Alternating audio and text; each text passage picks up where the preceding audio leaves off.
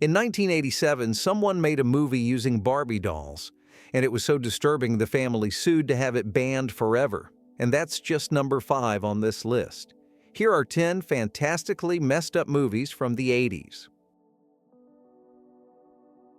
In 1984, the BBC decided to make a TV movie about nuclear war.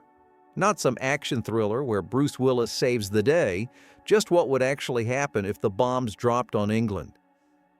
There's a couple in Sheffield going about their lives, getting ready to have a baby.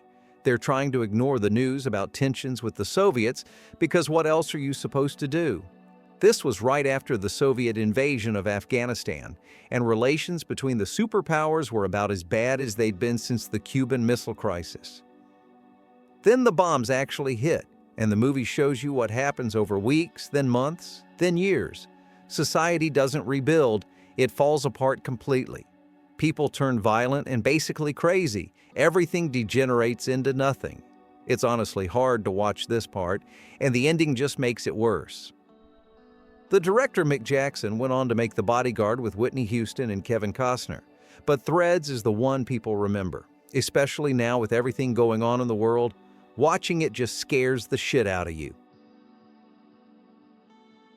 This one is a Peter Greenaway film, and if you know his stuff, you know you're in for something extreme. Helen Mirren is married to a gangster who runs a restaurant. Michael Gambon plays the husband Albert, and he's a tyrannical psychopath who treats everyone around him like garbage. Mirren's character starts having an affair with a guy who comes to the restaurant every night to read by himself. So she and this guy start having sex all over the restaurant, bathrooms, kitchens, storage rooms, anywhere they can find. But the sex scenes aren't even the worst part. When Albert finds out about the affair, things get extremely brutal. There's torture scenes, and they even show you castration at one point. Miramax was going to release it, but the ratings board almost gave it an X, which is what they give to adult films. There's just too much nudity and sex. They ended up releasing it unrated, which meant it could only play in adult-only theaters. That killed a lot of its theatrical potential, but at least it made Greenaway famous in the art house world. David Cronenberg remade The Fly. The 1958 version was pretty tame. This one was not. We all know how it goes. Jeff Goldblum plays a scientist who invents teleportation. During a test, a fly gets into the chamber with him and their DNA fuses together. The rest of the movie is watching him slowly turn into an insect. Goldblum's body starts changing, his skin, his bones, everything contorting in ways that look painful and wrong. The special effects are genuinely horrifying to watch. The 80s had a lot of body horror. The Thing, Reanimator, all these movies about bodies being destroyed or transformed, but The Fly might be the most disturbing because Cronenberg makes you watch every stage of Goldblum falling apart. There's this scene where he dissolves into acid vomit and you're left wondering if there's anything left of the person he used to be, or if it's just meat and DNA doing what it does. In the 80s, Italian horror had a bit of a reputation problem. At home, people thought giallo films were basically artistic pornography. In the UK, they were getting blacklisted as video nasties, which meant the government literally banned them for being too disturbing. Dario Argento made Tenebrae in 1982, and it ended up on that banned list, which is kind of insane when you actually watch the movie because whatever else you can say about it, the thing is gorgeous. Blood splattered and violent, sure, but every frame looks incredible. The plot's pretty straightforward. There's a murder mystery author who travels to Rome and finds out a serial killer is copying murders from his books. But what makes the movie interesting is that it's clearly Argento working through his own stuff. He's made all these violent horror films, and people keep saying he's corrupting young minds, inspiring people to violence. So he makes a movie about an author whose work might be inspiring a killer. Todd Haynes, who would later direct Velvet Goldmine and Carol, made his first film back in 1987. It was 43 minutes long, and he shot the entire thing using Barbie dolls. It's one of the most disturbing things you'll ever see. It's basically the story of Karen Carpenter, the singer who died at 32 from heart failure after battling anorexia. Haynes used Barbie dolls to play Karen, her brother Richard, their family, everyone. And he didn't hold back. He showed the body horror of what anorexia did to Karen, showed the people around her enabling it, portrayed them as grotesque, disfigured Barbies sitting around discussing how her sickness was a problem for them. Richard Carpenter saw it and was furious. Not just about the unauthorized music, he hated how the film portrayed his family. So he sued, and he won. So now you basically can't watch it legally anywhere. There's a print that exists at the Museum of Modern Art, but the film hasn't had a proper exhibition since it played festivals in 1987. Richard Carpenter got it banned for decades. Rex and Saskia are on a cycling trip through France. They stop at a rest stop. Saskia goes to get a beer and never comes back. That's the setup for The Vanishing, and the rest of the movie is Rex losing his mind trying to figure out what happened to her. Halfway through, the movie does something interesting. It introduces us to Raymond, this creepy, wealthy family man, and it becomes clear pretty quickly that he's the one responsible. So now we're watching both Rex searching and Raymond living his life, and the picture slowly comes into focus.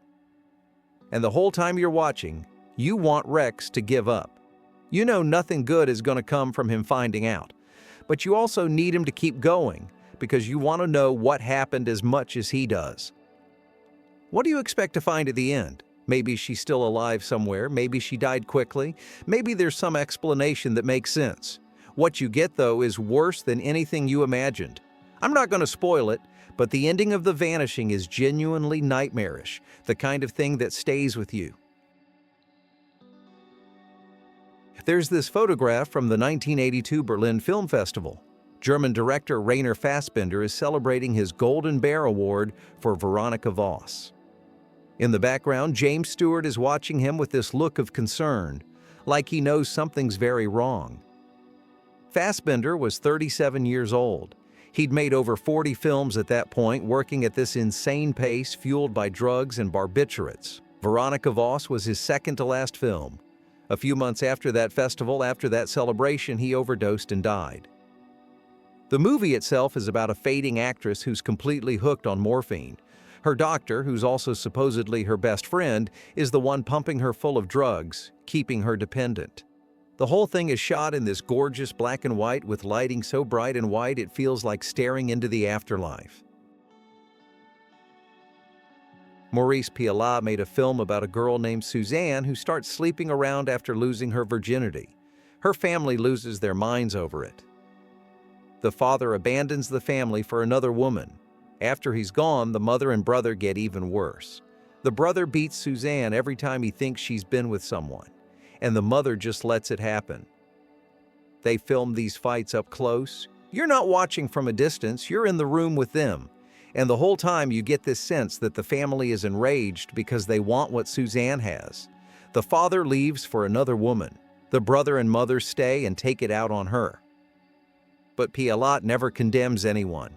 The brother beats his sister, the mother encourages it, and Pialat just films it happening. No judgment, no explanation, just watching a family tear itself apart. It's a seriously messed up movie. Hard to believe it's from the 80s, not the 70s.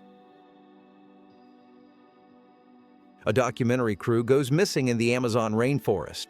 A rescue team finds their footage and brings it back.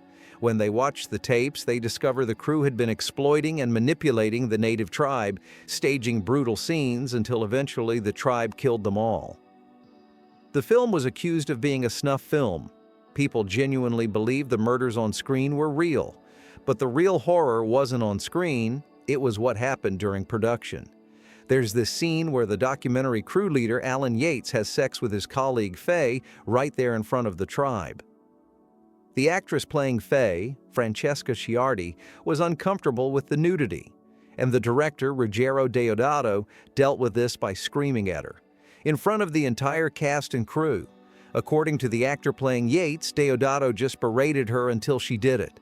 Multiple crew members later said they were disturbed by what happened on set and wanted to leave. Roger Ebert called this one of the most devastating films ever made about anything. He said in it, "The survivors must envy the dead," and he wasn't exaggerating. Ilham Klimov made a World War II film about a 12-year-old boy who joins the partisans in Belarus.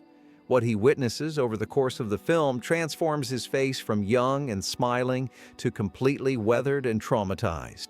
You literally watch a child age decades in a couple hours of screen time. The film depicts what the Nazis did to the Soviet population in Belarus. Not the concentration camps, that's been covered. This is about the SS going village to village and burning them down with everyone inside. You'd think the film must be exaggerating how bad it was. It's not. Klimov wrote the script with a guy named Ales Adamovich, who was the same age as the boy in the film and fought with the partisans as a kid. Adamovich witnessed everything depicted in the movie. Klimov shot the film in Belarus near where the actual events happened, and he didn't use professional actors.